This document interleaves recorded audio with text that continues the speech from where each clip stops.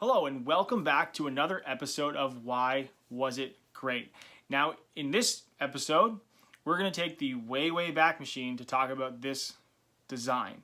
It's a putter.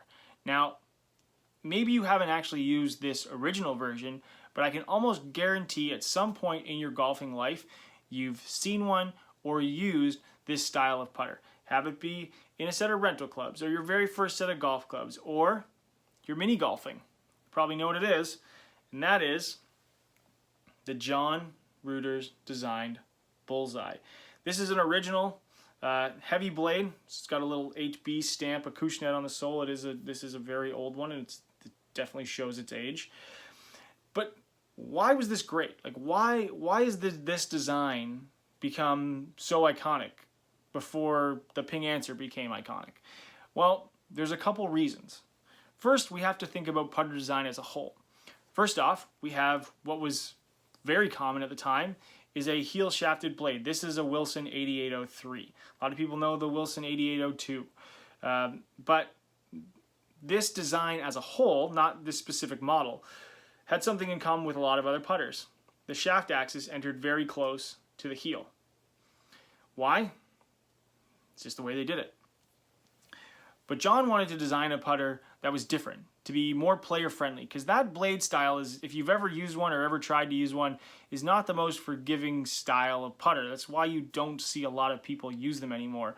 I think Tiger Woods has mentioned he has one and he uses it to practice, and compared to like a Newport or an Answer 2 style, it's like nowhere close to the forgiveness. So if you can putt well with one of these things, you can probably putt well with almost anything.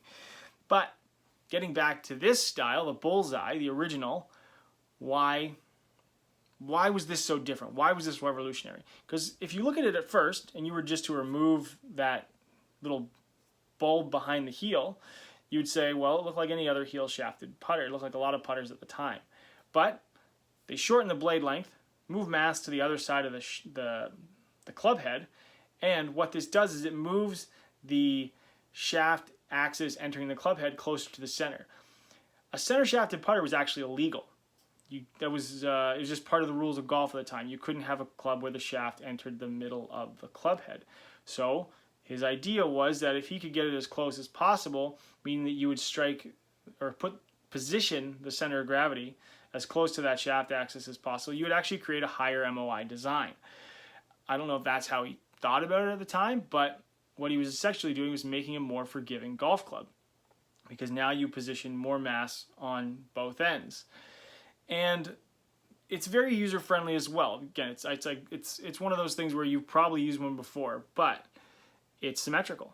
So right and left-handed players could use it. That's why you see them all over mini golf, although I think mini golf ones are typically like coated in rubber, just so maybe so you can't try and like smash your drive with one or something. But because of the rules of golf, they innovated. He innovated and designed this, and that's why it's so great. Now there's modern versions of it as well. Scottie Cameron did a refined version of it for Titleist. I actually have one of those as well. This is the flange model, so you can't use it right and left-handed. I mean, I guess you could try using it left-handed. It wouldn't work very well. And you can tell it's a Scottie Cameron one because it has a little SC in the middle of the bullseye there. It is a more modern one. It doesn't say Acushnet on it. It actually says Titleist. Has the satin shaft. It still has that cool fluted piece on the bottom. And you can still find these things. Like I actually picked this original one up for like $12, which is insane. It's got the original leather grip on it too. But that is why this putter is great. It was so ingenious at the time. It was so different, and it was more friendly to golfers. And that's typically the clubs that stand out for so many people, is when there were these steps forward in technology or steps forward in design to help golfers play better. And in this case, it's helped a lot of golfers make a lot of hole-in-ones, at least in mini golf.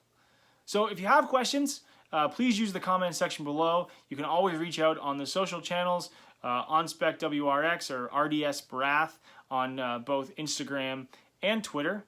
And again, if you have questions, just ask. Happy to answer them. If you have a club that you're curious to know about, or maybe you wonder why it works for you and you got a couple friends that still play one of those things, tell me about it. Love to hear about it. As always, hit the subscribe button, and thanks for watching.